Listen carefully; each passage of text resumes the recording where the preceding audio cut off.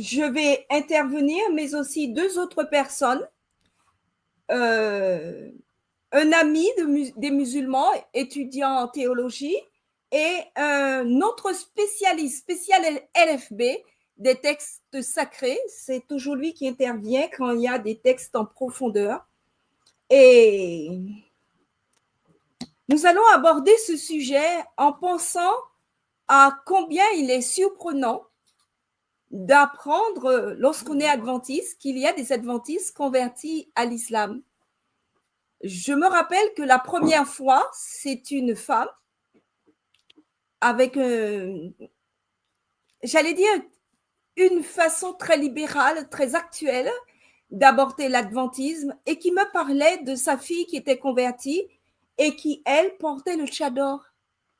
Et elle était atterrée, me disant comment on peut avoir éduqué un enfant dans une telle liberté et que maintenant, elle porte le tchador. Cette surprise, l'étonnement a été renouvelé par la suite parce que alors j'ai connu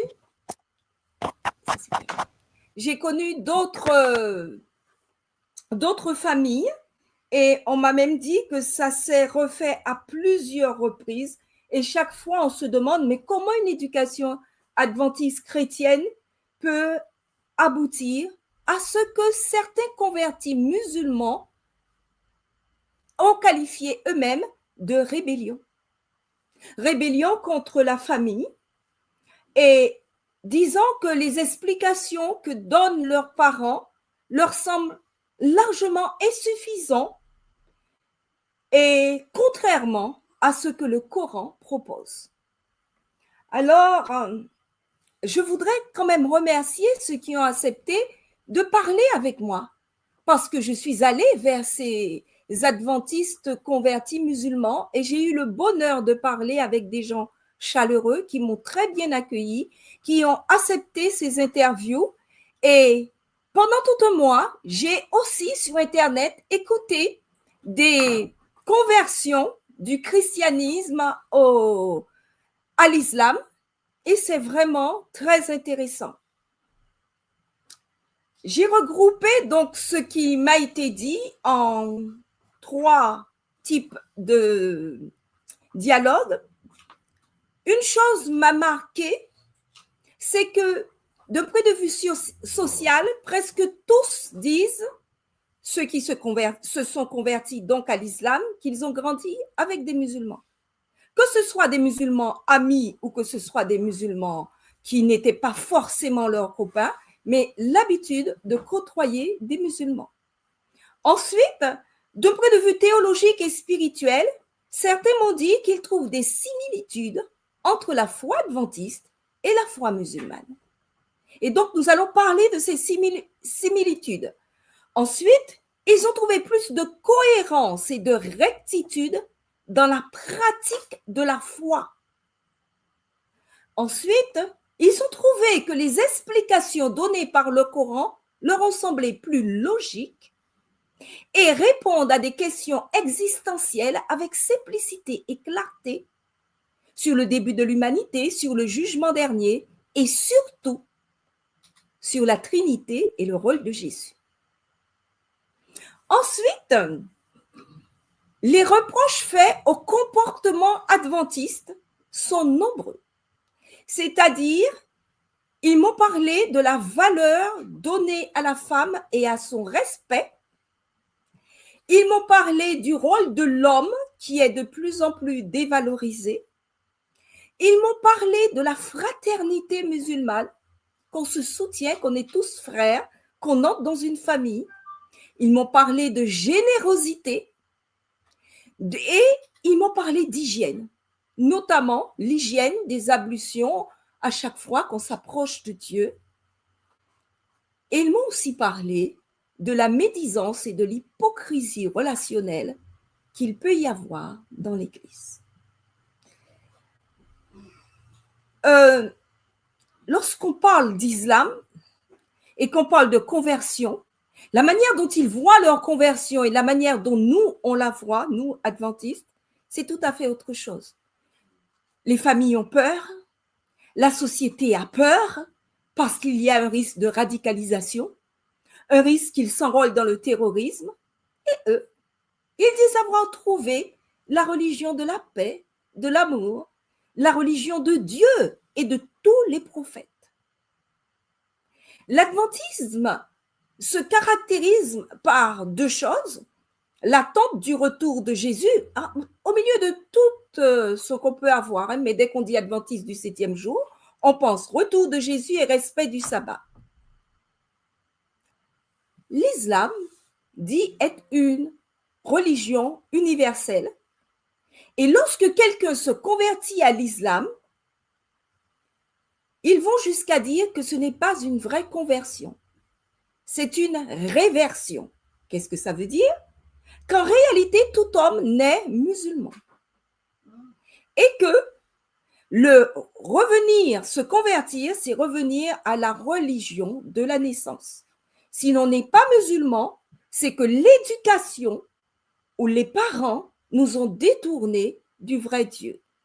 Il n'y a pas de nouveauté, dit le hadith, qui ne soit de nouveau-né qui ne soit musulman à sa naissance. Ensuite, ce sont ses parents qui le changent en juif, en chrétien ou en adorateur de feu. Alors, nous allons tout de suite parler de la conversion à l'islam, appelée la dawa. Et je vais inviter donc quelqu'un qui fréquente les musulmans, qui avait fait un groupe de prière avec eux et qui a donc été abordé souvent par eux. Je te laisse la place. Alors, soyez bénis. Soyez bénis. Alors, là, on va parler de la dawa, qui est l'évangélisation musulmane, l'invitation à se convertir, révertir, peu importe comment on le dit, vers l'islam. Donc, comment ça se passe?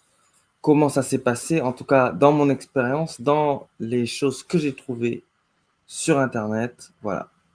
Alors déjà, comment est-ce que on a essayé de me convaincre personnellement, que ce soit dans la rue pendant que moi je faisais de l'évangélisation, ma propre dawa, ou bien que ce soit à l'université ou peu importe. Principaux arguments que j'ai entendus, c'est ça. Déjà, il n'y a qu'un seul islam. Ça, c'est une des premières choses qu'ils vont dire. C'est qu'il n'y a qu'un seul islam, tandis que les chrétiens, c'est compliqué. Il y a plein de dénominations. Alors, bon, j'ai mis ça en premier aussi, non seulement parce qu'ils le disent souvent en premier, mais aussi parce que c'est important de se souvenir pendant que je vais parler que ce que je dis n'est pas forcément universel dans l'islam. Parce qu'il y a beaucoup d'islam différents. En France, il y a surtout l'islam sunnite. Mais dans l'islam sunnite, il y a plusieurs, ce qu'on appelle des écoles de l'islam. OK? Et en dehors de l'islam sunnite, on a aussi l'islam chiite, l'islam ibadite, toutes les espèces de kawarij, comme on les appelle, les hérétiques, les soufis, les druzes, etc., qui sont différentes branches de l'islam et dont on n'entend pas trop parler parce que les sunnites sont en grosse majorité. Et aussi, les sunnites font aussi la plupart des problèmes politiques. Donc, c'est pour ça qu'on entend beaucoup parler des sunnites. Ensuite, mais un sunnite ou même un chiite va vous dire qu'il n'y a qu'un seul islam avec deux branches, sunnite et chiite. Mais c'est beaucoup plus complexe que ça. Le Coran ne peut pas être falsifié parce qu'ils le connaissent par cœur et en arabe. Nous, on ne connaît pas toute la Bible par cœur, la plupart d'entre nous. Et on ne la connaît pas dans les langues originales. Seulement certains d'entre nous connaissent le grec, l'hébreu, voilà, l'araméen, etc. OK? Donc, ça ne peut pas être falsifié parce qu'ils le connaissent tous par cœur. Ensuite, l'islam croit en Jésus. L'islam croit en Jésus, OK? C'est un des arguments qu'ils disent. Ils te disent, t'inquiète pas, en fait, on croit en Jésus. C'est pas si différent que ça. Tu n'as pas grand-chose à changer, OK? On m'a aussi dit une fois que si je rencontre un musulman, c'est que Dieu m'a préparé pour que je rencontre un musulman, que c'est pas tout le monde qui se retrouve, qui est confronté à la dawa. On n'est pas tous des musulmans. Hein? Selon leur Dieu. Oui. Si, c'est que la Bible. Alors, C'est qui la Bible? un autre argument qu'on m'a dit, c'est que l'islam a commencé dès le départ avec des noirs dans l'entourage de Mohammed. Et que par contre, et ça on me l'a dit plusieurs fois, oui, et que par contre j'étais chrétien à cause de la colonisation. Ok? Bon, c'est assez étrange comme argument d'après moi parce que déjà l'islam s'est répandu assez vite par la guerre et contre les chrétiens et les noirs qui se sont convertis aujourd'hui en Afrique de l'Ouest ou en Afrique de l'Est, la plupart du temps ça s'est fait par la guerre. Mais bon. Ensuite, on a maintenant, une fois que tu commences à t'intéresser, on va commencer à te donner les éléments de foi de base. OK? Donc, c'est quoi les éléments de foi de base? C'est qu'il y a un seul Dieu, Allah, et qu'il a envoyé des prophètes. C'est le plus important. Et les prophètes, les 5 plus importants, c'est Noé, Ibrahim, Moussa, Issa et Muhammad. Et Muhammad, c'est le plus grand. OK? Donc, c'est Noé, Abraham, Moïse, Jésus et Mohammed. OK? Et Mohammed serait le dernier des prophètes. Donc, il n'y a pas de prophète après lui. Et chacun a fait des miracles, qui sont des signes. La Bible aussi les appelle signes, d'ailleurs. Qui sont... et le principal miracle de Mohammed serait donc le Coran. OK? Voir le seul. Et les messages que Dieu a donnés aux différents prophètes sont vrais. Il faut le reconnaître si on est musulman. Donc, il faut reconnaître la fameuse Taurat, la fameuse Injil, etc., etc. Et ces différents éléments, on va voir plus tard, ont été plus ou moins perdus avec le temps et donc ne sont pas dans votre Bible actuelle. OK? D'après les musulmans, bien sûr. Et puis, c'est très important pour eux de croire au jour du jugement, à la résurrection, à l'au-delà, au paradis, à l'enfer, etc. Parce que c'est le moment où on va vraiment aller au paradis. En attendant, on n'y est pas complètement. Avant le retour de Jésus dont on parle chrétien. Donc, maintenant qu'on sait quoi croire, comment on va faire pour pratiquer? OK? Donc, la base qu'on va faire, c'est dire la confession de foi, la shahada.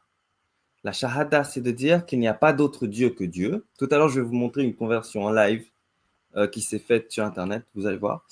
Il n'y a pas d'autre Dieu que Dieu et Mohammed le messager. Ok, c'est la shahada. C'est un peu l'entrée de l'islam. Ok, c'est la déclaration de base. Ensuite, il faut aussi avoir des ablutions. Les ablutions, c'est pour avant de faire la prière, la salat, la prière 5 fois par jour. C'est aussi avant d'ouvrir le Coran. Il y a différentes règles en fonction de qui tu demandes et du contexte. Ok? C'est très important de s'entourer de musulmans, d'avoir un bon environnement, parce que sinon, il y aura des doutes, il y aura des choses qui vont venir. Et puis, c'est fortement conseillé de changer de nom. Pourquoi? Parce qu'il vaut mieux pas avoir un nom de kafir. Il vaut mieux ne pas avoir un nom de mécréant. Voilà. Les mécréants. Ouais. Donc, il vaut mieux pas avoir un nom catholique. Il vaut mieux pas avoir un nom religieux. Il vaut mieux avoir un nom genre Moussa, Abdullah. Tu vois l'idée. Bien sûr, il faut être très gentil, il faut être très courtois. C'est assez important. Et puis, il faut apprendre par cœur le Coran. Comme j'ai dit tout à l'heure, c'est un commandement de base en islam. Alors, ils ne le font pas tous, mais c'est très important d'apprendre le Coran petit à petit, sourate par sourate, en arabe, même si on ne parle pas arabe. Ce n'est pas obligatoire d'apprendre l'arabe, mais c'est obligatoire de connaître. Même si on ne comprend pas ce qu'on dit. Même si on ne comprend pas ce qu'on dit. Mais tu vas voir tout à l'heure, on va voir que ce n'est pas le plus important de comprendre. Alors, les 5 piliers de l'islam. Les 5 piliers de l'islam, vous avez entendu parler. c'est un peu ce que j'ai dit, mais avec un peu plus. Il y a l'attestation de foi, là, les deux attestations de foi. Donc là, la shahadatan, donc il n'y a pas d'autre Dieu que Dieu et je témoigne que Mohammed est son prophète. Et puis, il y a aussi la prière, les 5 prières. Et ensuite, il y a le jeûne de Ramadan, c'est le 3e pilier. L'aumône, donc le fait de donner aux pauvres. Et puis, c'est fixé, il y a un taux fixé, ouais. Et le pèlerinage à la Mecque, le Hajj. Donc, le Coran ne liste pas les 5 piliers directement, mais il parle des 5. Et il y a un hadith qui dit ici, donc les hadiths, qu'est-ce que c'est? Ce sont des rapports de ce que Mohammed a dit dans sa vie. Ok? Et ils sont beaux, ils sont très nombreux, beaucoup plus nombreux que le Coran. Et c'est eux qui établissent les 5 piliers. Ok? Voilà, maintenant on va voir une conversion, comme ça vous allez voir comment ça se fait. Si vous avez envie de découvrir, alors on va, voilà, hop, hop. J'aimerais vous demander de... Alors, est-ce que vous entendez? Normalement, non. Je suis prête à me convaincre. Oh, il n'y a pas de son. Ok, bon. Attendez, hein. Hop, voilà. Je suis prête à me convertir. On va mettre plus fort. Je suis prête à me convertir. Et j'aimerais vous demander de m'aider. D'accord. C'est hyper simple. Vous avez qu'à prononcer l'attestation de foi, suite à quoi vous êtes musulmane. D'accord ? C'est très très facile. Donc je vais vous la faire répéter en arabe, puis après je vais vous expliquer en français ce que vous avez dit. D'accord ? Vous êtes prête ? Oui.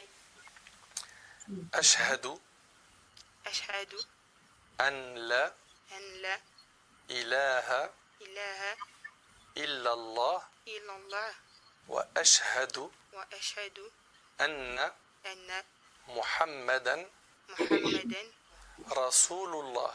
Rasulullah. Donc c'est-à-dire, j'atteste J'atteste qu'il n'y a pas d'autre divinité qu'il n'y a pas d'autre divinité qui mérite d'être adorée d'être adorée à part Allah, à part Allah. et j'atteste Et j'atteste que Mohammed que Mohammed est son serviteur et messager. est son serviteur et messager. Donc là, vous venez de prononcer l'attestation de foi, vous êtes à présent musulmane, félicitations. Félicitations, alhamdulillah. C'est hyper simple comme vous avez pu voir.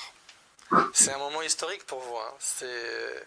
C'est un moment où il y a normalement beaucoup d'émotions. Moi, je vous conseille même de marquer cette date quelque part, et puis c'est une nouvelle naissance, hein. C'est-à-dire que là, vous êtes comme un nouveau-né. Si quelqu'un a une tétine, il peut lui offrir.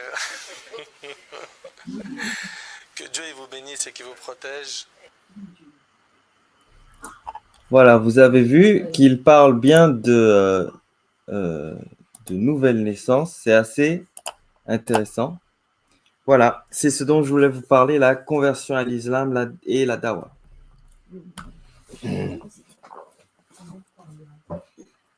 Vous avez compris que nous abordons là quelque chose d'important, c'est que le musulman, vous avez vu qu'il lui a demandé de répéter en arabe avant qu'elle sache, qu'elle comprenne. Tout le long, il est très important pour un musulman de faire confiance à ce qu'on lui dit en arabe, même s'il ne sait pas ce qu'il dit.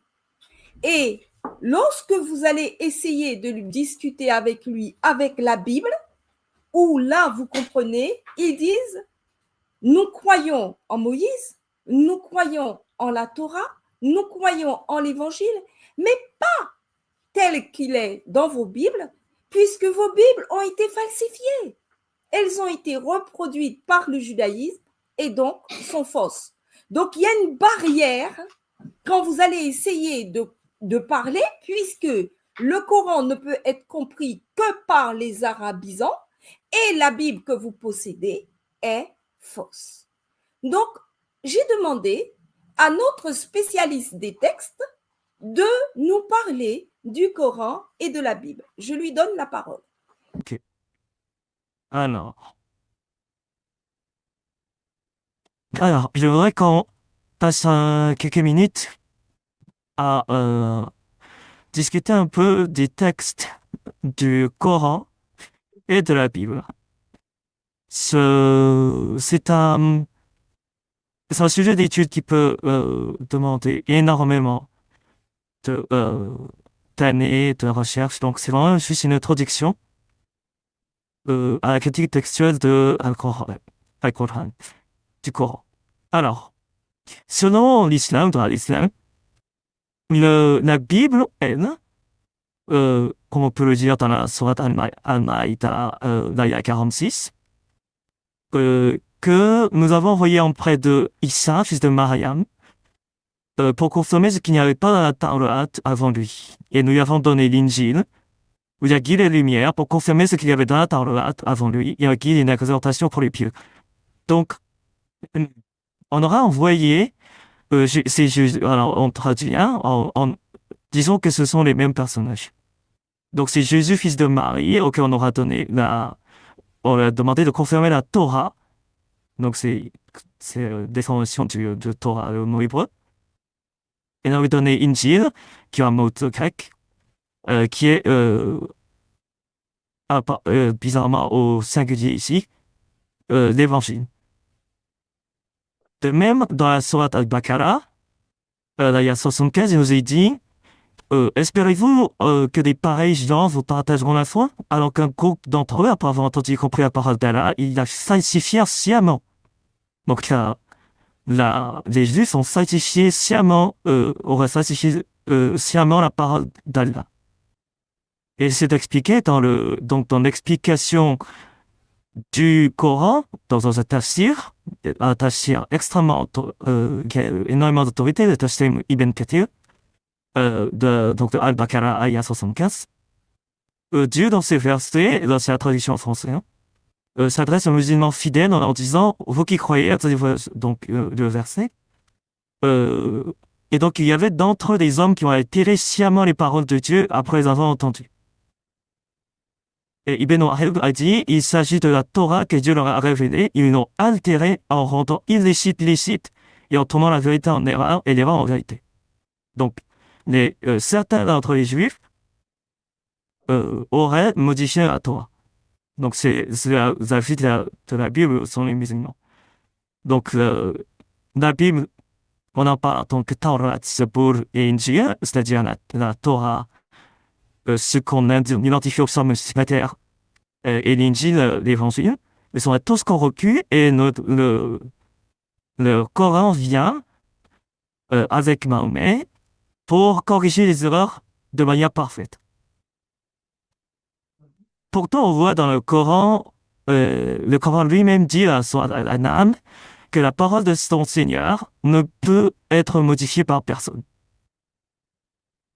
Et pareil dans la sourate Al-Kahf, ayah 27, il dit que nul ne peut changer les paroles. Bon. Mais apparemment, Torah, Zabur, Injil ont été corrompus. Et donc, le Coran, en contraste avec cette Bible corrompue, a été parfaitement préservé. Il n'a aucune corruption. C'est le même Coran qu'on utilise en Indonésie et au Maroc. De l'Indonésie au Maroc, j'ai pris deux pays très éloignés, deux pays musulmans très éloignés l'un de l'autre. Il a été révélé syllabe par syllabe directement par Jibril à Mahomet. C'est la parole de Dieu révélée par Jibril à Mahomet. Et il se récite al Coran, c'est la récitation. Donc c'est sûr que ça se récite exactement pareil. Il y aurait des millions de personnes qui le connaissent en entier et qui sont capables de garantir oralement l'authenticité de ce texte.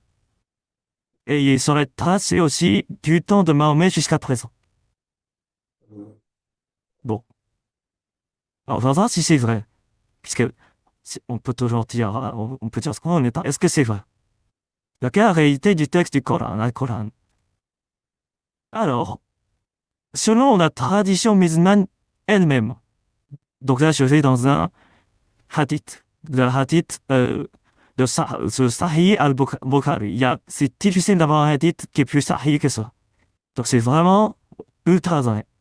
Ce serait vraiment dans la tradition sunnite musulmane. Et donc c'est Anas bin Malik, en gros s'explique que alors qu'ils étaient en guerre, bien sûr, ce que c'est musulman, ils étaient en guerre entre ils ont essayé d'envahir l'Arménie et l'Azerbaïdjan.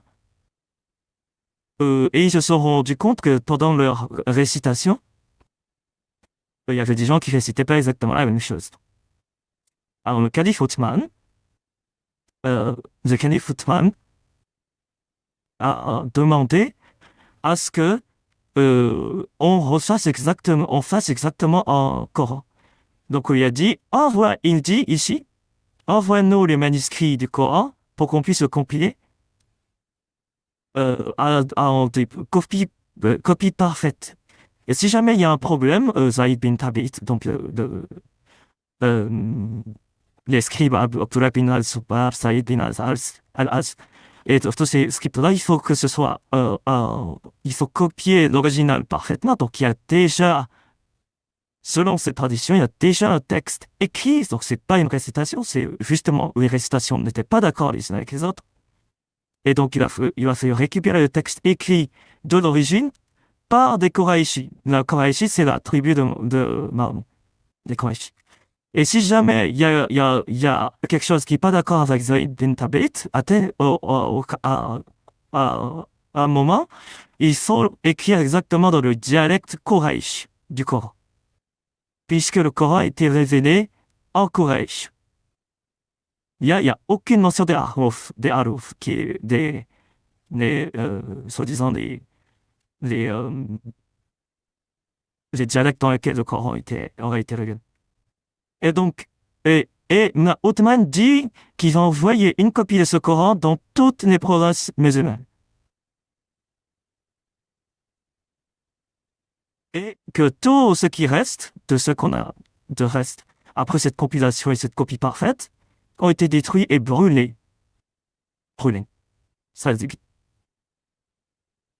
Donc, se pose la question, où sont donc les textes envoyés dans toutes les provinces musulmanes? Et un empire qui va de la Mecque à l'Azerbaïdjan, comment se fait-il? Où est son texte coranique et ses lois coraniques qui devraient être, on devrait avoir un empire de copies de ça. C'est pas, il y a pas très longtemps, c'est 1500 ans. Et on devrait avoir un Coran complet qui date fermement du 7e siècle. Donc, Coran complet dans l'arabe Quraysh et dans le script Hijazi. Hijaz, c'est la région de la Mecque et de Médine. Et qu'il faut qu'il soit du XVIIe siècle. Il n'y en a aucun. Zéro, niet, il n'y a rien du tout.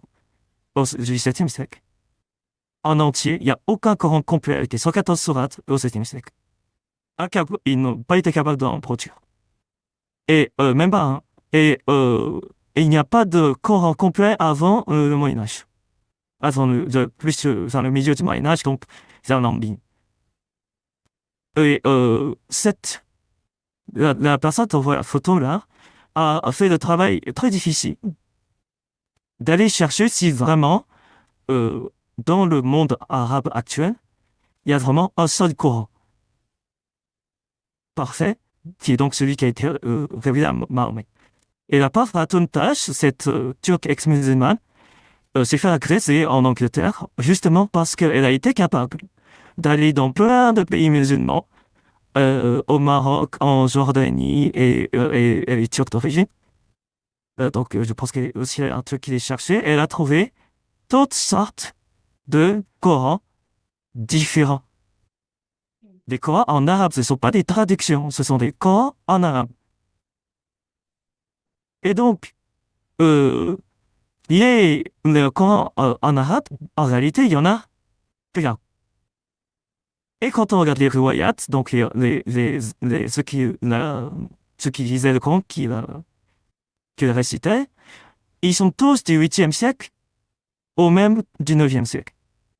Et les 7 soi-disant Aruf, il n'y en a pas un qui est ils ne sont pas de l'époque de Mahomet. Donc, quand Ibn Mujahid, en 936, les choisit, donc ceux qui sont à gauche, hein, les 7 qui sont à gauche, ce ne sont pas les Aruf, ce sont bien des Kirat, donc des lectures différentes du Coran. Et là, quand on dit qu'il y en a 10, si on a qui disent qu'il y en a 7 et qu'il y en a 10, quand on dit qu'il y en a 10, ce sont ceux qui ont été choisis par Al-Jazari, qui en a rajouté 3 ou 7 à Ibn Mujahid en 1429. Donc beaucoup plus tard. Et donc là, c'est mis sur un ligne qu'on voit bien Mahomet est en 632. Tout ça, ça arrive beaucoup plus tard. Et en Torah noir, c'est la version qu'on peut trouver que quand on achète la plupart des Corans, quand on achète un Coran en arabe, ce sera la version de Hafs. On va revenir là-dessus. Et l'autre version Warsh qui est soulignée ici, c'est une autre version qu'on peut trouver en Afrique du Nord. Et encore une fois, Hafs c'est 796, on voit, qui est mort en 796, et Warsh est mort en 812. Warsh est de la tradition de Médine, c'est Nafi al-Madani, et Hafs est de la tradition, donc celui qui est partout, c'est pas une tradition ni de Médine ni de la Mecque, c'est une tradition de Koufa. Alors, regardons donc les anciens manuscrits du Coran qu'on a actuellement. Le codex de Birmingham, qui est vraiment celui que souvent on dit que c'est le plus ancien, il est en Kirat, c'est un Kirat de Ibn Mir al-Shami et Dishmaki. Donc c'est un Syrien. C'est le plus ancien. Il ne contient non seulement, apparemment, effectivement, il date du 7e siècle, mais il y a que 16 feuilles.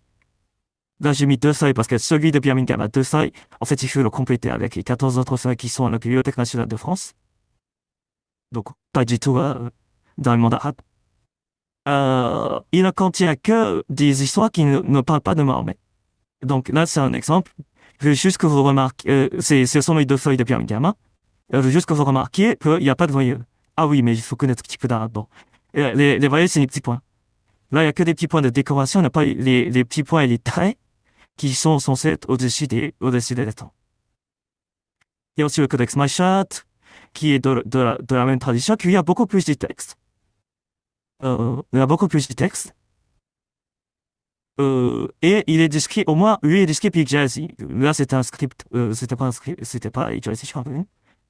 Mais, malheureusement, ce texte qui est censé être du 8e siècle, de la fin du 7e, début du 8e siècle, et qui a 95% du texte du Coran actuel, c'est-à-dire pas le texte exactement, mais les sourates et les ayats.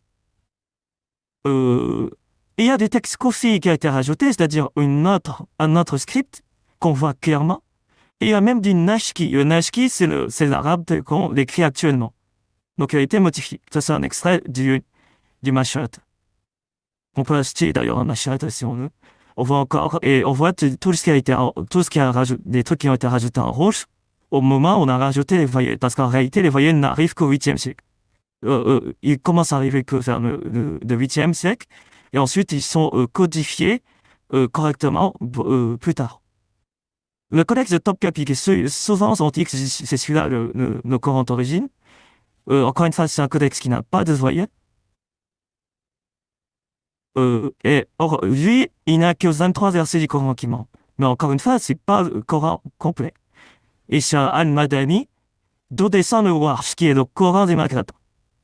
Et son script n'est pas Hijazi, donc il n'est pas du Hijaz, il n'est pas de la Mecque et de Médine, il est de Koufa en Irak, où il y avait justement les académiciens de l'Empire, de l'Empire de l'époque, et non de la Mecque. Et même le Topkapi est modifié. On voit, donc c'est une page de Topkapi qui est à droite, là. On a peut-être rajouté, alors c'est un petit papillon pour nous qui parlons pas, pour pas dire en arabe. Et c'est pas un papillon, ça c'est un script qui a rajouté ce mot-là. Là c'est une toute petite modification, mais cette modification, elle est dans le Warsh qui est à gauche, là. Donc celui le Coran qu'on peut trouver en Afrique du Nord. Donc les petits papillons qu'elle a, c'est lui il a été rajouté dans le texte, donc plus tard, il a été rajouté dans le texte du Topkapi.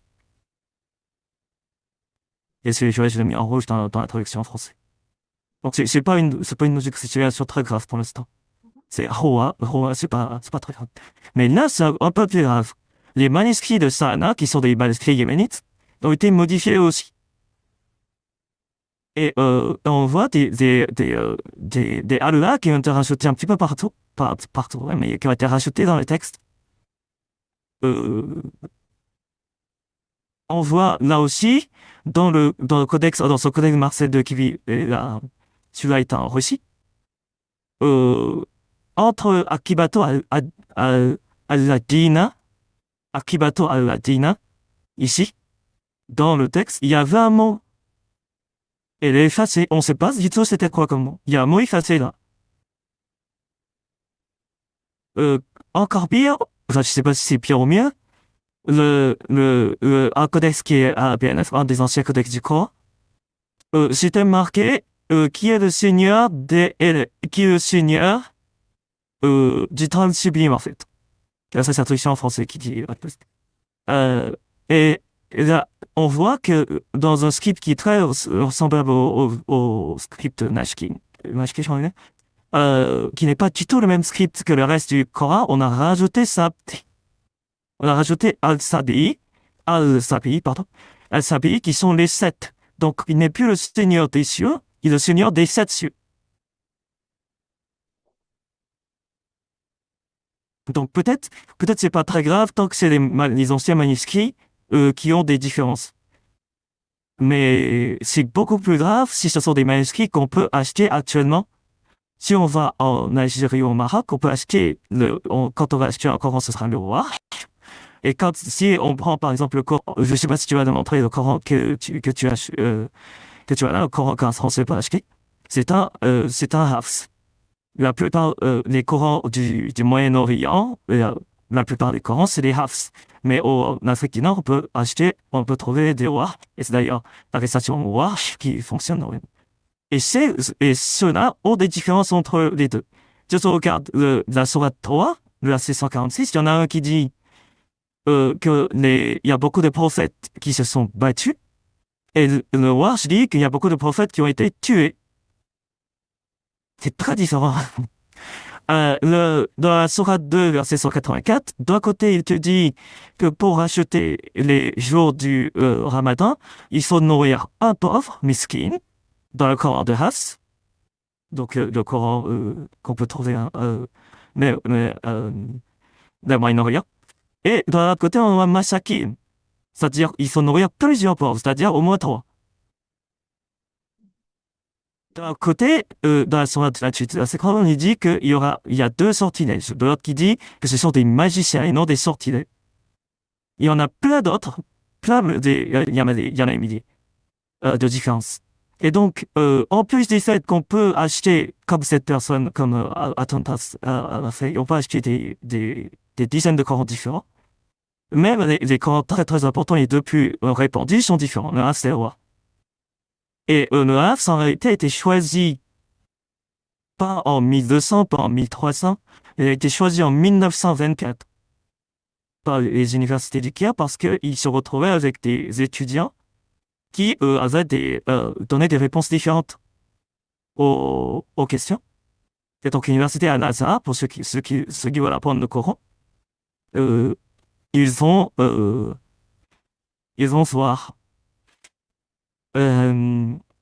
Ils pourront voir que Al-Azhar, c'est une des références dans l'apprentissage du Coran.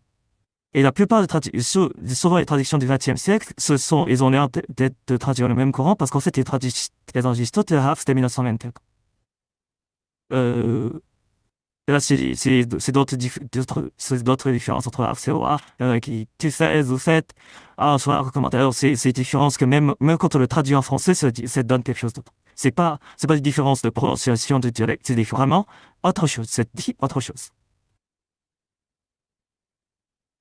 Je vais un petit peu plus vite. Et ça, c'est le travail de J. Smith. qui a été capable de trouver des dizaines de milliers de différences entre les 37 Corans qu'il a pu récupérer, donc les Corans qu'il a pu acheter dans des actuels. Non, c'est pas des manuscrits, c'est des Corans qu'il a pu acheter actuels. Et quant aux hadiths, on n'en parle même pas parce qu'ils arrivent. Je vais même pas parler de ça parce que c'est encore plus grave. Alors, on pourra dire, mais la Bible, c'est bien pire. Al-Kitab, donc le livre, comme on l'appelle dans le Coran, c'est beaucoup plus grave. Ce serait beaucoup plus grave. Quand on veut parler de Torah, Injil, et bon. Est-ce que c'est vraiment beaucoup plus grave? D'abord, les chrétiens ne disent pas que la Bible est parfaite. On dit pas que la Bible nous a été dictée directement par tel prophète ou tel prophète. On sait très bien qu'elle n'est pas parfaitement préservée à la lettre et qu'elle n'a pas été dictée par un ange ou récitée parfaitement pendant un mois tous les ans. C'est pas comme ça que ça fonctionne la Bible. Mais on a des Bibles grecques complètes, avec tous les livres. 400 ans avant le premier Coran. Donc déjà, j'en ai mis quelques-unes là. Le Vaticanus, Sinaiticus et Alexandrinus. Ce sont des Bibles entières. Et donc, quand on parle de la Torah et l'Injil dans le Coran, à un moment où le Coran est écrit, en tout cas qui dit qu'il a été écrit, il y a déjà la Bible en entier. Elle est accessible. Et là, je différencie un petit peu avec le Nouveau Testament où on a plein de sources. Ce sont des papyrus, les cantiques des églises, les pères de l'église. Et on est complètement transparent sur le fait qu'on a plein de textes différents. Qu'on a plein de textes différents. Mais qu'on est transparent. On peut aller voir, je peux aller voir là tout de suite. Peut-être qu'on va faire ça après, je peux aller voir le Nessénéanan, qui est l'édition académique du Nouveau Testament de la Bible, où je peux aller voir les variations et s'il y a des problèmes que ça pose. Et je peux aller le voir, c'est pas caché.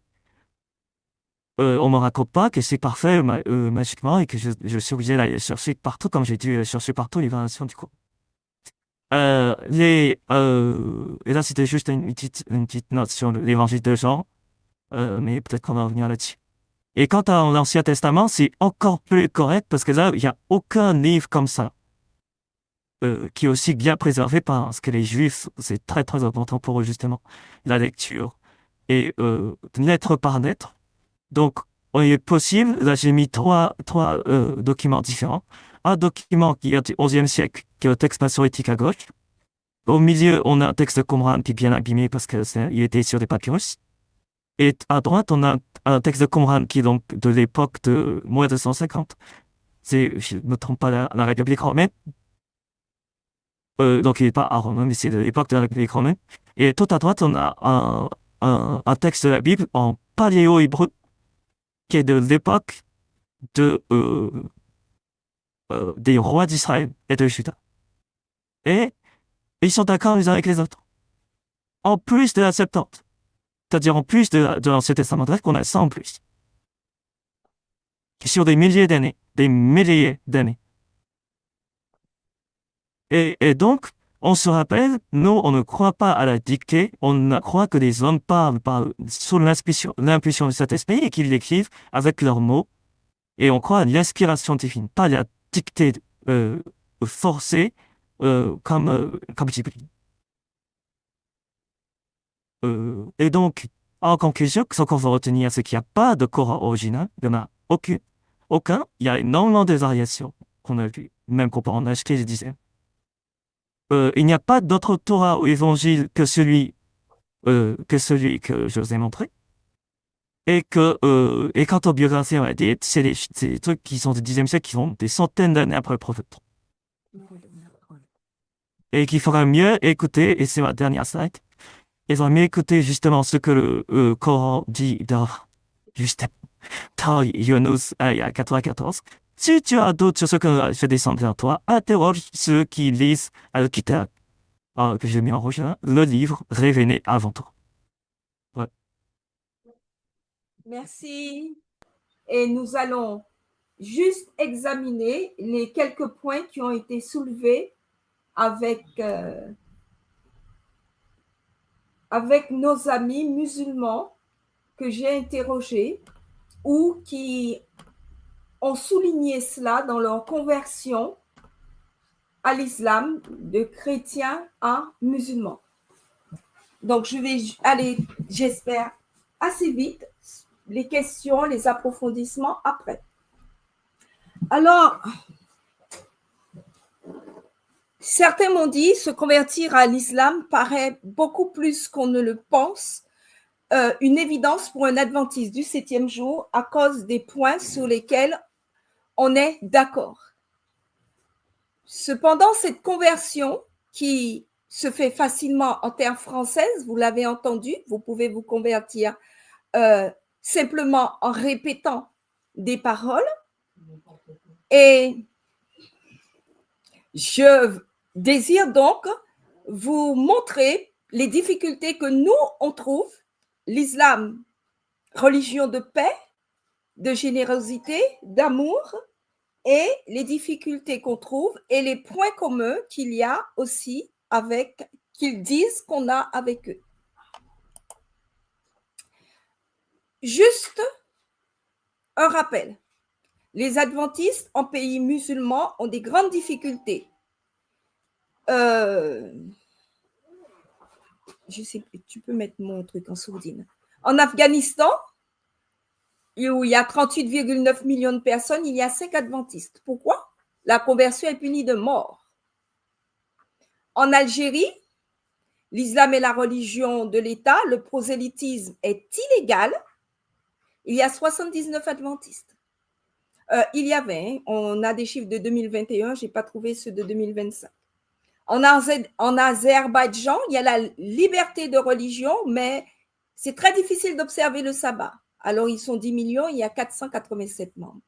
Et au Bangladesh, l'islam est la religion d'État, la population 90% musulmane, 164 millions et quelques de personnes, et il y a 33 561 membres, malgré les difficultés pour évangéliser.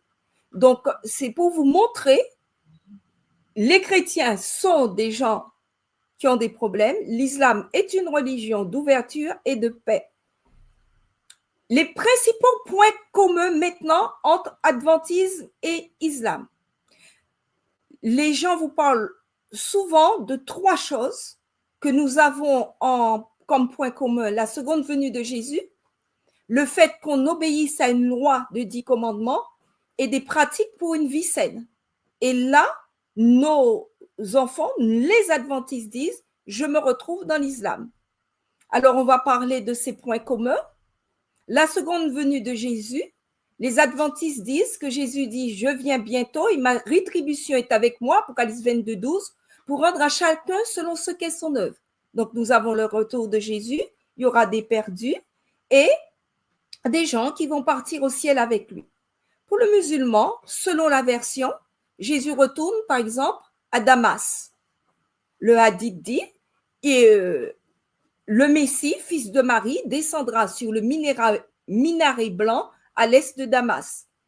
Et aucun mécréant ne pourra sentir son odeur sans tomber raide mort.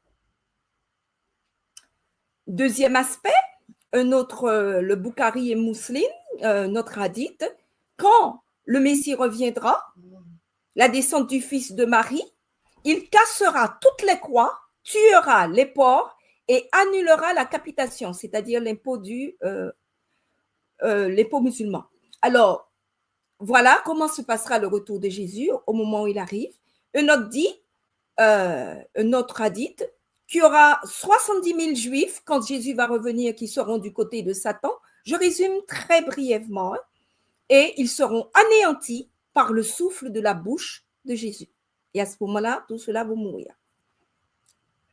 Donc, quand ils disent la seconde venue de Jésus, nous y croyons, sachez que c'est quelque chose de très différent. Maintenant, ce qui nous rapproche, on dit, c'est le lifestyle, c'est-à-dire une vie saine. Pourquoi? Parce que les musulmans, comme nous, ne mangent pas de porc et ont d'autres visées Et certains m'ont dit, ce que j'aime dans l'islam, c'est la pureté, les ablutions, l'hygiène.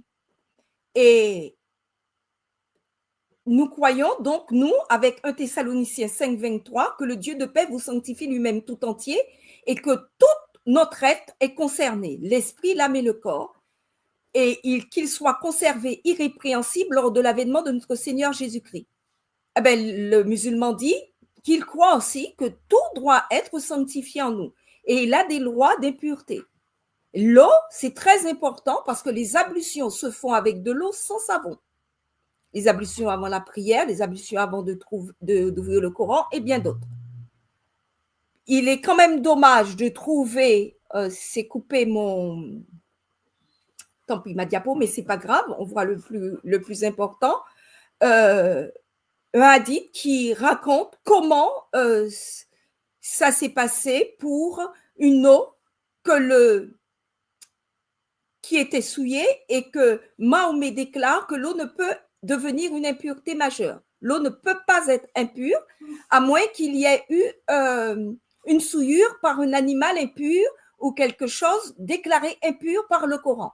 Ça va très loin parce que lorsqu'on lit cette sourate, une des épouses du prophète, c'est écrit en bas, alors qu'une des épouses du prophète, pas sourate, hadith, lorsqu'une des épouses du prophète, dès qu'on dit prophète, on dit sur lui soit la paix et le salut, accomplissait son ablution majeure, le prophète, sur lui soit la paix et le salut, vint pour faire les siennes ou se laver entièrement avec l'ablution d'une de ses épouses. Elle lui dit, alors qu'Allah l'agrée, ô messager d'Allah, mais j'étais en état d'impureté majeure. Il lui répondit, l'eau ne peut devenir une impureté majeure. Qu'est-ce qu'elle veut dire par là, qu'elle était en impureté majeure? Qu'elle s'était lavée avec ses menstrues et c'est dans cette eau qui n'était pas devenue une impureté majeure que Mahomet s'est lavé après pour ses ablutions. Les aliments impurs, le porc, le tabac, l'alcool. Selon le Coran, les seuls aliments explicitement interdits sont la viande d'animaux qui meurent d'eux-mêmes, le sang, la viande de porc et toute nourriture dédiée à l'adoration de notre Dieu.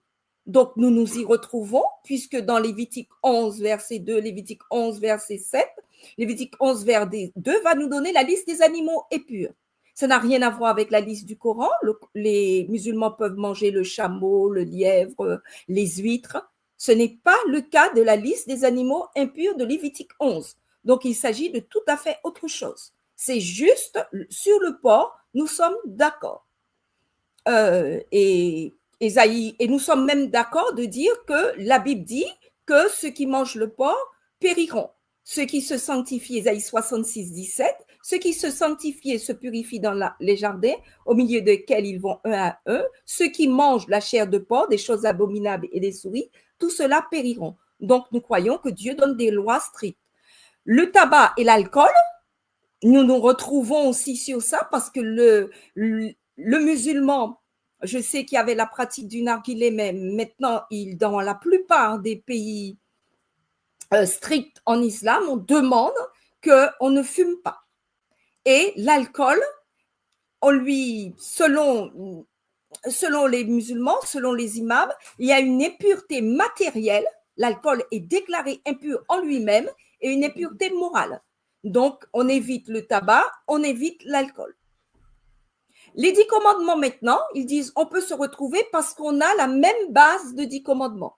Comment cela se résume? Dans la sourate 651, c'est écrit « Je vais réciter ce que votre Seigneur vous a interdit, ne lui associez rien, donc n'ayez qu'un seul Dieu, pas d'idole, et soyez bienfaisants envers vos pères et mères, honore ton père et ta mère. » Donc, je vous dis chaque fois ce que Exode 20 dit parce que nous basons sur Exode 20 pour les 10 commandements.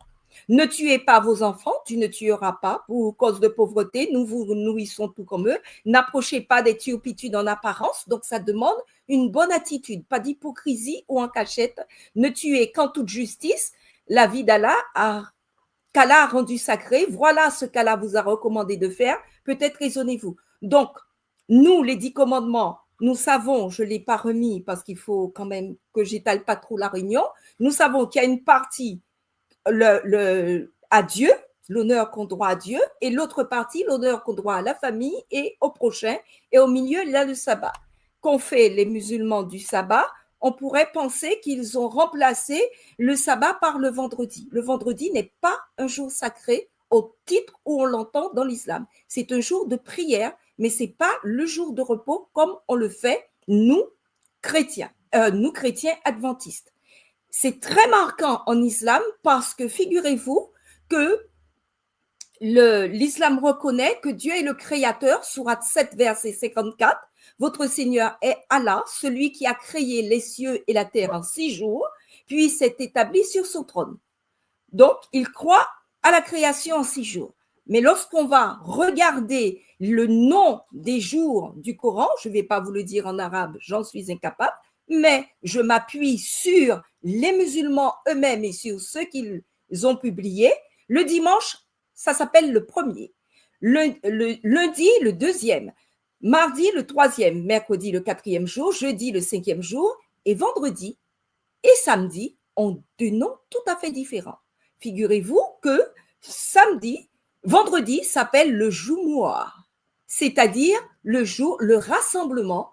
Mais ce mot Jumu'ah, dans le reste du Coran, est traduit par tout ce qui s'appelle préparation. C'est très important de comprendre que le rassemblement là, c'est en fait le fait de rassembler ce qu'il faut pour aller à la prière. Et donc, qu'est-ce qu'on fait le vendredi? Ça rappelle beaucoup effectivement ce que font les adventistes. Le vendredi, on doit prendre son bain, on doit se tailler la barbe, on doit se couper les ongles, on doit faire toutes ces ablutions parce qu'on va à la prière. Et le samedi, comment ça s'appelle en arabe? Langue originale, qui est la langue qu'on ne doit pas trahir, qui est la langue du Coran, que le musulman doit connaître par cœur, dire les versets du Coran par cœur en arabe, ça se dit Sabt, c'est-à-dire le jour du repos. Le sabbat, donc, est un jour spécial dans la langue arabe. Et lorsqu'on regarde les sourates 62, verset 9, où Mahomet parle, ô vous qui avez cru, quand on appelle à la salat du jour du vendredi, la prière, accourez à l'évocation de Dieu et laissez tout négoce. Cela est bien meilleur pour vous si vous saviez. Qu'est-ce que ça veut dire? Qu'on se prépare tout. Donc, on se lave, on s'habille, on fait tout ce qu'un adventiste aurait fait. Et après, on va à la prière. Très important. Et la prière se fait donc à midi, entre midi et 14h, des fois 14h, 18h. Ça dépend vraiment. Mais qu'est-ce qu'il dit? Est-ce que la prière, c'est fini et puis on rentre dans un autre jour? C'est pas ça. Une fois que la prière est achevée, sourate 62, 10, vous pouvez vous disperser à travers le territoire pour rechercher les bontés de Dieu. Je n'aurais pas dit mieux un adventiste quand il a fini de préparer le sabbat. Et continuez à vous souvenir de Dieu fréquemment afin que vous puissiez réussir. Le prophète, de plus, il est facile de trouver cela. Le prophète avait pour habitude de se rendre à la mosquée de Kouba chaque samedi. Dans l'original, c'est écrit, le prophète avait l'habitude de se rendre à la mosquée chaque sabbat. Pour y prier, comme le prouve ce hadith, le prophète avait l'habitude d'aller à la mosquée de Kouba tous les samedis, parfois à pied, parfois à cheval. Donc, faites tout ce que vous faites pour vous préparer le vendredi à la prière. Et après la prière, surtout, n'oubliez pas, restez en présence de Dieu. Et quant à moi, Mahomet, je vous ai donné, Mahomet, l'exemple, il allait à la mosquée Koubat chaque sabbat. Et on fait même remarquer que cette mosquée est à 3 km, ce qui montre qu'il allait à cheval ou à pied. Donc, il avait tout le temps, le sabbat, c'était un moment pour aller à la prière. Maintenant, nous allons parler d'autre chose, des divergences femmes-hommes, Jésus, puisque nous avons vu les grandes convergences qu'ils disent avoir et que nous disons avoir avec eux pour certains adventistes. Je vous ai dit, il y a 3 choses. le style de vie, les 10 commandements, le retour de Jésus.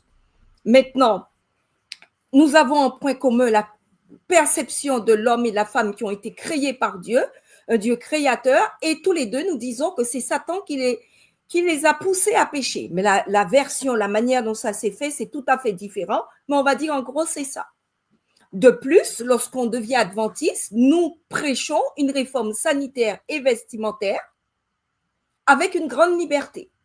Celui de l'homme qui devient musulman, effectivement, se réforme, il est aidé, soutenu, entouré par la communauté. La plupart des femmes qui se sont converties musulmanes et qui ont témoigné, mais des fois sont sorties du... Ethan, tu as des problèmes. Et des fois sont sorties de la religion, disent que c'était un bonheur de recevoir autant d'attention, d'être autant entourés, mais qu'ensuite, ils ont reçu une pression énorme pour avoir le voile et pour avoir la liberté de sortir comme avant, d'aller et de venir. De plus, le respect de la femme et l'égalité entre hommes et femmes, le Coran n'envisage pas vraiment que la femme puisse dire qu'elle divorce. Le mari peut divorcer librement, la femme doit demander à l'imam ou aller ou avoir une permission et expliquer pourquoi il divorce.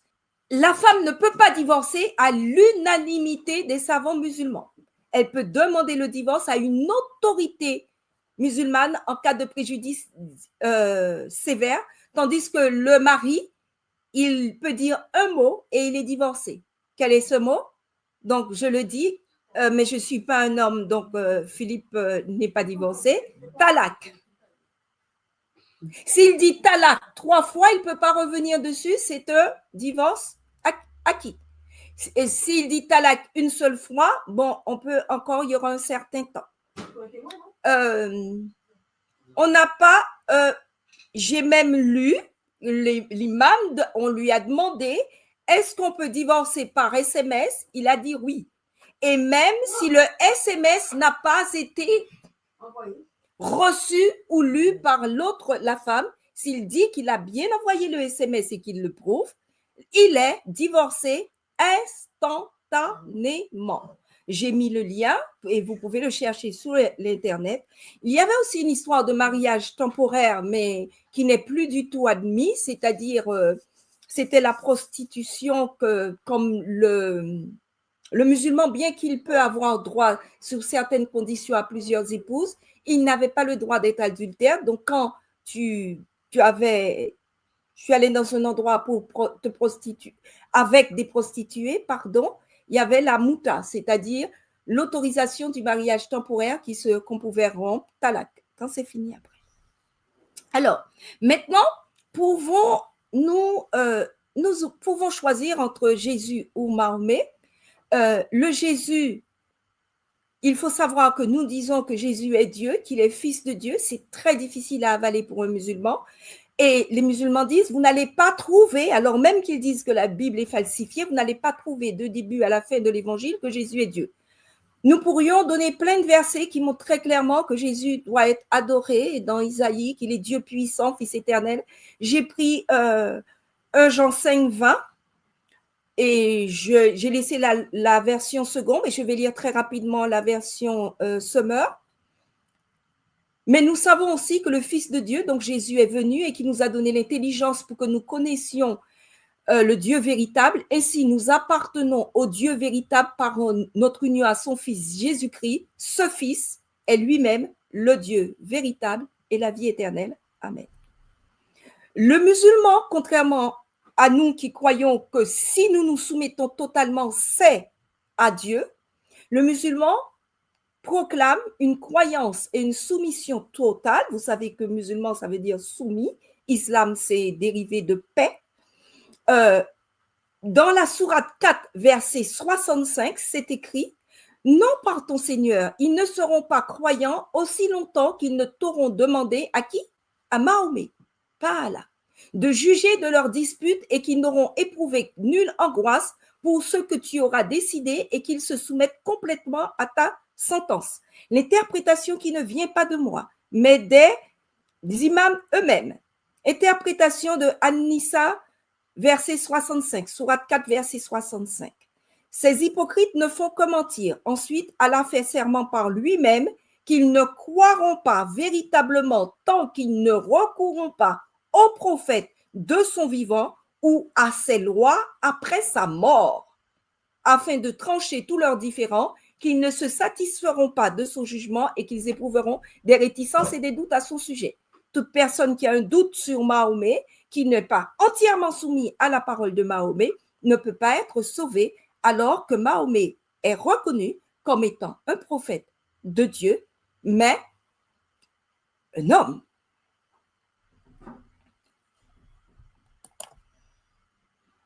Nous, donc il dit Jésus est un prophète comme les autres, selon l'islam, que Jésus n'a jamais, je vous ai dit, n'a pas prétendu être Dieu. Il dit Jésus ne peut pas être Dieu, il ne connaît pas la date de la fin du monde. Donc nous disons c'est en tant que fils humain qu'il n'a pas pu connaître la date de la fin du monde. Jésus ne peut pas être Dieu puisqu'il prie Dieu. Nous croyons à une divinité, humanité de Dieu, de Jésus, et Dieu ne peut pas mourir. Nous croyons que Jésus humain a pu mourir.